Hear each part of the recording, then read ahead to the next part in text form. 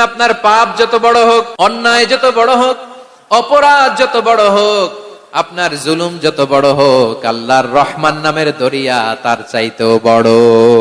আল্লাহ বললেন, ও আমার গুনাহগার বান্দারা শোনো, জুলুম করেছো, ভুল করেছো, অন্যায় করেছো, আল্লাহর রহমত থেকে নিরাশ হয়ো না। আমরা বিশ্বাসীরা কঠিন কালেও আল্লাহর রহমত থেকে নিরাশ হব না। ঠিক কিনা বলেন? আল্লাহর রহমত থেকে নিরাশ হবেন? ভুল করে ফেলছেন, আরে ভুল তো সবাই করে। পাপ হইছে, আরে পাপ তো সবার আছে। আপনারা সবাই পাপী, সবাই পাপী। যত পাপ হোক, ভুল হোক, অন্যায় হোক, অনুতপ্ত হয়ে তওবা করে, ওযু করে, জায়নামাজটা বিছিয়ে সেজদা দিয়ে চোখের পানি ছাড়েন। চোখের বেয়ে পড়া পানি আল্লাহর কাছে যে কত প্রিয়। অনুতপ্ত বান্দার চোখের পানির ফোঁটা তার চোখ বেয়ে, নাকের ডগা বেয়ে জমিনে ড্রপ করার আগেই আল্লাহর ওই বান্দার সব গুনাহ মাফ করে দেয়। বিষ্ণু ঈসা ইসলাম বলেন, শয়তান বনি আদমের কলবের মধ্যে এরকম খামচি মেরে বসে থাকে। খামচি বুঝেন তো?